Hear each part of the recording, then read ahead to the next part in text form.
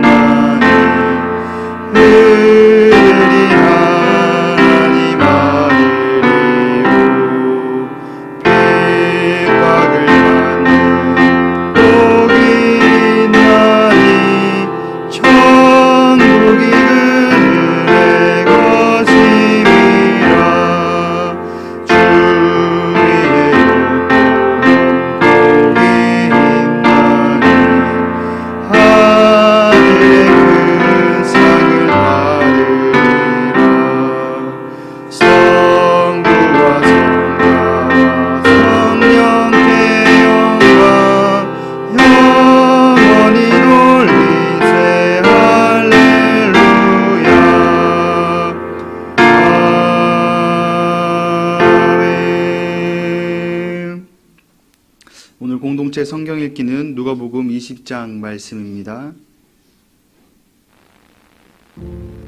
제20장. 하루는 예수께서 성전에서 백성을 가르치시며 복음을 전하실세 대제사장들과 서기관들이 장로들과 함께 가까이 와서 말하여 이르되 당신이 무슨 권위로 이런 일을 하는지 이 권위를 준 네가 누구인지 우리에게 말하라. 나도 한 말을 너에게 물으리니 내게 말하라. 요한의 세례가 하늘로부터냐 사람으로부터냐? 그들이 서로 의논하여 이르되 만일 하늘로부터라 하면 어찌하여 그를 믿지 아니하였느냐 할 것이요, 만일 사람으로부터라 하면 백성이 요한을 선지자로 인정하니 그들이 다 우리를 돌로 칠 것이라. 어디로부터인지 알지 못하노라. 나도 무슨 권위로 이런 일을 하는지 너에게 이르지 아니하리라. 그가 또 이 비유로 백성에게 말씀하시기 시작하시니라. 한 사람이 포도원을 만들어 농부들에게 세로 주고 타국에 가서 오래 있다가 때가 이르매 포도원 소출 얼마를 바치게 하려고 한 종을 농부들에게 보내니 농부들이 종을 몹시 때리고 거저 보내었거늘 다시 다른 종을 보내니 그도 몹시 때리고 능욕하고 거저 보내었거늘 다시 세 번째 종을 보내니 이 종도 상하게 하고 내쫓은지라. 포도원 주인이 이르되 어찌할까? 내 사랑하는 아들을 보내리니 그들이 혹 그는 존대하리라 하였더니 농부들이 그를 보고 서로 의논하여 이르되 이는 상속자니 죽이고 그 유산을 우리의 것으로 만들자 하고 포도원 밖에 내쫓아 죽였느니라. 그런즉 포도원 주인이 이 사람들을 어떻게 하겠느냐? 와서 그 농부들을 진멸하고 포도원을 다른 사람들에게 주리라. 그렇게 되지 말아지이다. 그들을 보시며 이르시되 그러면 기록된 바 건축자들의 버린 돌이 모퉁이의 머릿돌이 되었느니라 함이 어찌미냐? 무릇 이 돌 위에 떨어지는 자는 깨어지겠고 이 돌이 사람 위에 떨어지면 그를 가루로 만들어 흩으리라. 서기관들과 대제사장들이 예수의 이 비유는 자기들을 가리켜 말씀하심인 줄 알고 즉시 잡고자 하되 백성을 두려워하더라. 이에 그들이 엿보다가 예수를 총독의 다스림과 권세 아래에 넘기려 하여 정탐들을 보내어 그들로 스스로 의인인 체하며 예수의 말을 책잡게 하니 그들이 물어 이르되 선생님이야, 우리가 아노니 당신은 바로 말씀하시고 가르치시며 사람을 외모로 취하지 아니하시고 오직 진리로서 하나님의 도를 가르치시나이다. 우리가 가이사에게 세를 바치는 것이 옳으니까 옳지 않으니까. 예수께서 그 관계를 아시고 이르시되 데나리온 하나를 내게 보이라. 누구의 형상과 글이 여기 있느냐? 가이사의 것이니이다. 그런즉 가이사의 것은 가이사에게, 하나님의 것은 하나님께 바치라. 하시니 그들이 백성 앞에서 그의 말을 능히 찾잡지 못하고 그의 대답을 놀랍게 여겨 침묵하니라. 부활이 없다고 주장하는 사두개인 중 어떤 이들이 와서 물어 선생님이여, 모세가 우리에게 써주기를 만일 어떤 사람의 형이 아내를 두고 자식이 없이 죽으면 그 동생이 그 아내를 취하여 형을 위하여 상속제를 세울지니라 하였나이다. 그런데 칠형제가 있었는데 마지가 아내를 취하였다가 자식이 없이 죽고 그 둘째와 셋째가 그를 취하고 일곱이 다 그와 같이 자식이 없이 죽고 그 후에 여자도 죽었나이다. 일곱이 다 그를 아내로 취하였으니 부활 때에 그 중에 누구의 아내가 되리이까? 이 세상의 자녀들은 장가도 가고 시집도 가되 저 세상과 및 죽은 자 가운데서 부활함을 얻기에 합당히 여김을 받은 자들은 장가가고 시집가는 일이 없으며 그들은 다시 죽을 수도 없나니 이는 천사와 동등이요 부활의 자녀로서 하나님의 자녀임이라.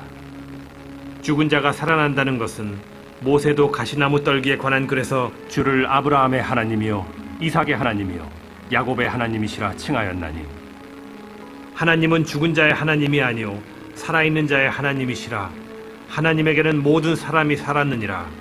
서기관 중 어떤 이들이 말하되 선생님, 잘 말씀하셨나이다.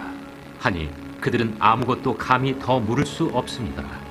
사람들이 어찌하여 그리스도를 다윗의 자손이라 하느냐? 시편에 다윗이 친히 말하였으되 주께서 내 주께 이르시되 내가 네 원수를 네 발등상으로 삼을 때까지 내 우편에 앉았으라 하셨도다 하였느니라.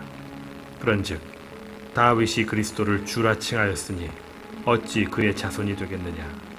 모든 백성이 들을 때에 예수께서 그 제자들에게 이르시되 긴 옷을 입고 다니는 것을 원하며 시장에서 문안받는 것과 회당의 높은 자리와 잔치의 윗자리를 좋아하는 서기관들을 삼가라. 그들은 과부의 가산을 삼키며 외식으로 길게 기도하니 그들이 더 엄중한 심판을 받으리라. 아멘. 오늘 우리에게 주시는 하나님의 말씀은 누가복음 12장 31절에서 34절까지의 말씀입니다. 우리 누가복음 12장 31절에서 34절까지의 말씀을 함께 읽겠습니다. 다만 너희는 그의 나라를 구하라. 그리하면 이런 것들을 너희에게 더하시리라. 적은 무리여 무서워 말라. 너희 아버지께서 그 나라를 너희에게 주시기를 기뻐하시느니라. 너희 소유를 팔아 구제하여 낡아지지 아니하는 배낭을 만들라. 곧 하늘에 둔 바 다함이 없는 보물이니 거기는 도둑도 가까이 하는 일이 없고 좀도 먹는 일이 없느니라. 너희 보물 있는 곳에는 너희 마음도 있으니라. 아멘. 예물 봉헌하겠습니다. 1,000번제원금 조근호 장로님, 김필영 권사님, 1,000번제원금 주님 복 주심에 감사드립니다. 황희돈 지사님, 천일작전 감사원금 이미경 권사님, 1,000번제예물 유준경, 유용선, 김혜자, 유예림, 김유신, 오성경, 김준성, 김준욱, 장진용, 김정옥, 장규식, 장진혁, 김봉재, 박연희, 김서율 성도님 들으셨습니다. 기도하겠습니다. 은혜가 많으신 아버지 하나님 감사합니다. 무더운 날이 가고 이제 바람이 불기 시작합니다. 하나님, 계절이 바뀌고 시간이 흐를수록 우리가 하나님을 향한 그 사랑이 더욱더 커지고 더욱더 깊어지는 삶이 되게 하여 주시옵소서. 하나님께서 오늘 우리에게 새 생명을 허락하여 주셔서 아버지 하나님, 이 새 날을, 새 하루를 말씀과 기도로 아버지 시작합니다. 우리가 오늘 하루 살아갈 때 주님을 더욱더 기억하며 주님과 함께 동행하며 살아가는 삶이 되게 하여 주시옵소서. 이 시간 주님 앞에 귀한 예물 올려드립니다. 이 예물을 주님께서 기뻐 받아 주시옵시고 아버지, 귀한 예물이 하나님의 나라와 하나님의 뜻을 위하여 온전히 사용되는 아버지 귀한 예물 되게 하여 주시옵소서. 또한 이 예물 가운데 담긴 간절한 기도의 제목과 소원들이 있습니다. 아버지, 그 가운데 주님께서 축복하여 주시옵소서. 그리고 이 시간 주님께 기도하기에 모였습니다. 아버지 하나님, 각자의 기도 제목 가지고 주님께 부르짖으며 기도할 때 하나님께서 우리들의 부르짖는 기도의 소리를 들어주시고 하나님의 음성을 듣고 나아가는 귀한 기도의 시간이 되게 하여 주시옵소서. 감사드리며 예수님의 이름으로 기도드렸습니다. 아멘. 제가 결혼을 하고 난 후에 매일 걱정하는 것이 한 가지 있습니다. 바로 저녁 메뉴에 대한 고민입니다. 일이 끝날 때쯤이면 아내에게 이렇게 카톡이 옵니다. 오늘 저녁은 뭐 먹을까? 이렇게 카톡이 옵니다. 그러면서 말씀을 준비하면서 이렇게 생각해 봤습니다. 이 사람이라는 존재는 항상 무엇을 먹을까, 무엇을 마실까, 무엇을 입을까, 그런 걸 고민하는 그런 존재라는 것이 생각이 들었습니다. 이 사람이라는 것이, 이 사람은 있으면 있는 대로 고민을 하고 또 없으면 없는 대로 고민한다라는 그런 생각이 들었습니다. 오늘 말씀에 보면 예수님께서 지금까지 계속 말씀하신 거에 대한 정리를 하시는 그런 부분의 말씀이라고 볼 수 있습니다. 우리 31절 말씀 함께 읽어보겠습니다. 다만 너희는 그의 나라를 구하라. 그리하면 이런 것들을 너희에게 더하시리라. 오늘 말씀에 보면 시작이 예수님께서 다만이라고 말씀하고 있습니다. 이 다만이라는 것이 세번역 성경에 보면 그러므로라고 이렇게 나와 있는데요. 지금까지 정리하신 것에 대한 그런 말씀의 이제 시작이라는 것이죠. 12장 처음에 예수님께서는 이 바리새인들의 외식에 대해서 주의하라고 말씀하셨습니다. 그리고 겉으로 보이는 것이 다가 아니라 그 안에 본질이 더 중요하다라는 것을 일깨워 주셨습니다. 그리고 또한 마땅히 두려워할 자들을 두려워하고 우리의 머리털까지 세시는 분이 바로 하나님이시다라고 말씀하면서 우리를 너무나 잘 알고 계시다라는 것이, 너무나 잘 아시는 분이 하나님이다라는 것을 가르치셨습니다. 그리고 그 중에 갑자기 형제 한 사람이 찾아와서 예수님께 유산을 나눠달라고 부탁을 합니다. 근데 이러한 부탁 가운데 예수님은 모든 탐심을 물리치라고 가르치면서 부자의 이야기를 비유로 들어주셨죠. 어느 부자가 소출이 넘쳐나서 고민하다가 자신의 곳간을 더 크게 지으려고 했지만 정작 하나님께 대해는 부여하지 못했던 그러한 부자의 말씀의 비유의 내용을 말씀하셨습니다. 그러면서 예수님은 이 목숨과 몸을 위해서 염려하지 말라라고 가르치셨습니다. 목숨이 음식보다 중요하고 몸이 의목보다 중요하기 때문에 그러면서 무엇을 먹을까, 무엇을 마실까, 무엇을 입을까 구하지 말며 근심하지 말라고 말씀하셨습니다. 그러면서 예를 비유로 들으신 것이 바로 까마귀와 들의 백합화였습니다. 이러한 것들을 보면서 이러한 것들보다 더욱더 귀한 너희들인데 하나님께서 더욱더 보살펴 주시지 않겠느냐라고 말씀하신 것이죠. 우리가 무엇을 먹을까, 무엇을 입을까 이런 것들은 이 세상 사람들이 구하는 것입니다. 그래서 예수님께서 하신 결론의 말씀이 31절이었던 것입니다. 예수님께서는 다만 그의 나라를 구하라고 말씀하셨습니다. 그러면 이 모든 것들, 앞에서 말씀하신 이 모든 어떤 외적인 것들, 먹을 것, 입을 것, 그런 것들을 우리에게 더하시겠다고 말씀하시는데 세상 사람들이 항상 구하고 먹고 마시고 입는 것을 세상 사람들은 중요하게 생각합니다. 정말로 아이러니한 것은 있으면 있는 대로, 없으면 없는 대로 항상 걱정하고 고민한다라는 것이죠. 이러한 것을 봤을 때 우리 인간이라는 존재는 너무나 욕심이 많은 존재이고 항상 결핍의 그런 존재라는 것을 깨닫게 됩니다. 그렇기 때문에 우리에게 필요한 것은 스스로 자족할 수 있는 그런 마음이 필요하다라는 것을 우리가 말씀을 통해서 깨닫게 됩니다. 그렇다면 예수님께서 말씀하신 하나님 나라를 구한다는 것은 도대체 어떤 의미를 가지고 있을까요? 하나님 나라를 구한다는 것은 구체적으로 말씀드리면 하나님의 임재와 통치를 구체적으로 그렇게 드러나는 삶을 사는 것이 바로 하나님의 나라를 구하는, 추구하는 삶이라는 것입니다. 그러니까 다시 한번 말씀드리면 우리 삶 가운데 하나님의 임재와 통치가 나타난다는 것이죠. 하나님의 임재와 통치가 나타나는 것은 이 나의 삶의 뜻이 아니라 하나님의 뜻이 나의 삶 가운데 이루어지는 것입니다. 결국 이것은 무엇을 의미하냐면 내 삶에 내가 주인이 되는 것이 아니라 하나님께서 주인이심을 고백하며 하나님 뜻대로 살아가는 것이 바로 하나님 나라를 구한다는 그러한 삶입니다. 그런데 이 말씀을 하시고 나서 하나님 나라를 구하는 삶에 대한 어떤 구체적인 모습을 예수님께서 오늘 말씀 33절에서 이렇게 말씀하셨습니다. 우리 33절 말씀을 함께 읽어보겠습니다. 너희 소유를 팔아 구제하여 낡아지지 아니하는 배낭을 만들라. 곧 하늘에 둔 바 담이 없는 보물이리 거기는 도둑도 가까이 하는 일이 없고 좀도 먹는 일이 없느니라. 예수님께서는 하나님 나라를 구하라 라고 말씀하시면서 예수님은 소유를 팔아서 자선을 베풀라고 하셨습니다. 그리고 하늘에다가 없어지지 않는 재물을 쌓아두라고 말씀하셨습니다. 이 말씀이 바로 하나님 나라를 구하는 구체적인 모습들 중에 하나인 것이죠. 하나님 나라를 구한다는 것은 자신을 위하는 것이 아니라 다른 사람을 돌보는 것을 의미합니다. 이게 바로 하나님 나라의 원리입니다. 우리가 알고 있는 세상의 원리와는 전혀 반대되는 것이죠. 세상은 먼저 자신을 챙겨야 하고 자신을 위해서 일하고 자신을 위해서 모아둡니다. 그런데 하나님 나라는 자신이 아닌 다른 사람들을 위하는 나라입니다. 그런데 내가 먹고 살기도 바쁜데 이러한 현실 속에서 어떻게 다른 사람을 위해 살아가는 이런 원리를 지킬 수 있을까라는 어떤 의문과 걱정과 근심이 우리에게 생기기 마련입니다. 만약 여러분들 중에 두 나라를 선택할 수 있는, 두 나라 중에 하나를 선택할 수 있다고 한번 가정을 해보도록 하겠습니다. 한 나라는 자신만을 위하는 나라입니다. 나만을 위해서 일하면 되고 나만을 위해서 노력하면 됩니다. 그리고 내가 그렇게 노력하고 일했을 때 그에 대한 결과가 나에게 주어진다는 그런 나라이죠. 근데 또 다른 나라는 다른 사람을 위한 나라입니다. 내가 수고하고 열심히 일한 것들이 다른 사람에게 주어진다라는 것이죠. 만약 이러한 두 나라가 있다면은 그 중에 하나를 선택한다면 여러분들은 어떤 나라를 선택하시겠습니까? 우리가 봤을 때 이 첫 번째 나라는 바로 세상의 가치의 원리가 그대로 담겨 있는 나라입니다. 나를 위해서 살고 내가 열심히 노력한 만큼 얻게 되는 나라이죠. 그런데 아마도 이러한 나라는 나중에 가면 갈수록 자신만을 위하기 때문에 결국 혼자가 되고 고립되어지고 말 것입니다.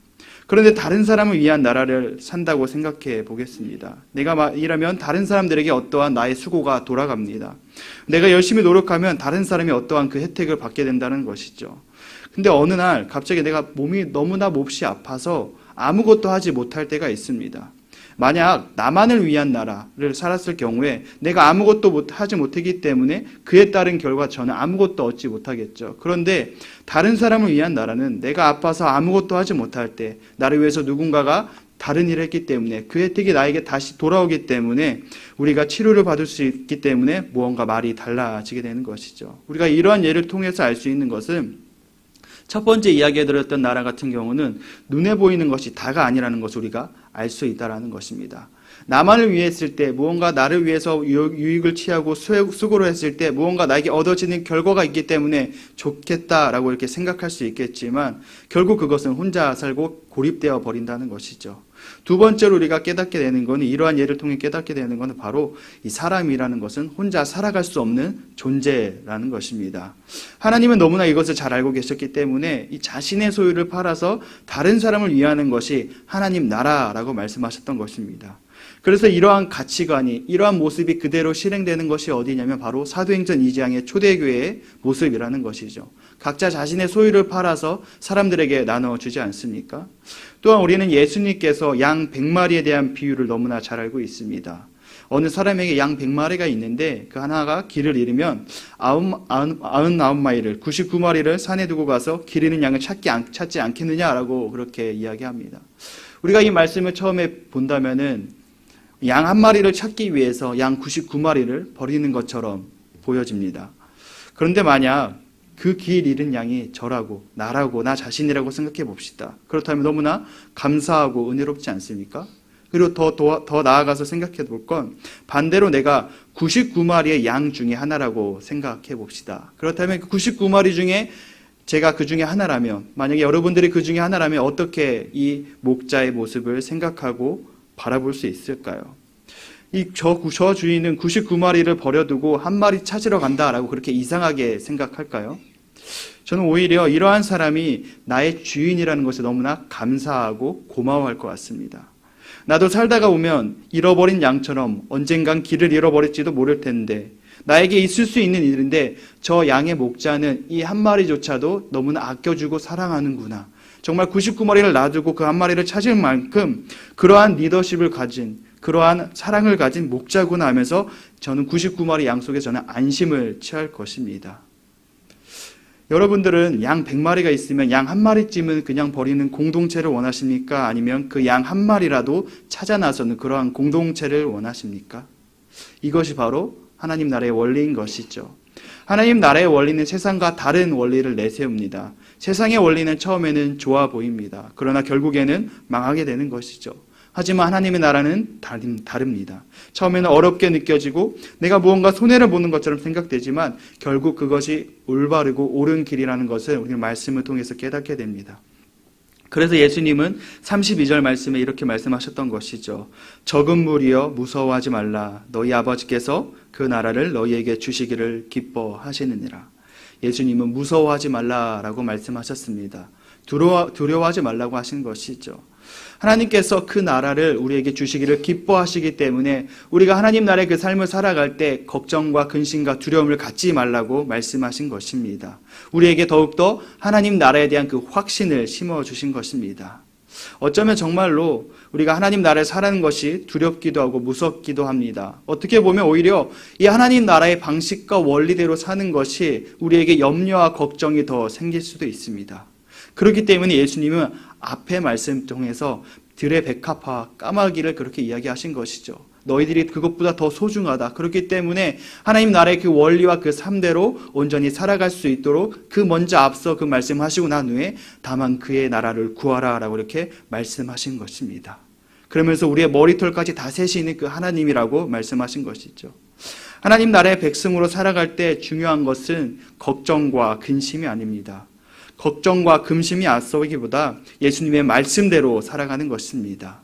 우리가 예수님의 말씀으로 살아갈 때 우리는 하나님의 일하심과 능력을 더욱더 많이 경험하게 될 것입니다. 그래서 예수님은 마지막 34절에 이렇게 말씀하셨습니다. 너희 보물이 있는 곳에는 너희 마음도 있으리라. 여러분들의 보물은 무엇입니까? 여러분들의 보물이 있는 곳은 어디입니까? 이 사람이라는 존재는 자기가 가장 높은 가치를 부여하는 것에 가장 충성스러운 자세를 보입니다. 우리가 만약 재물을 가장 가치 있다고 생각한다면 우리는 그 재물 가운데 충성을 다할 것입니다. 하지만 우리가 하나님을 가장 높은 가치로 여긴다면 우리는 하나님께 충성할 것입니다.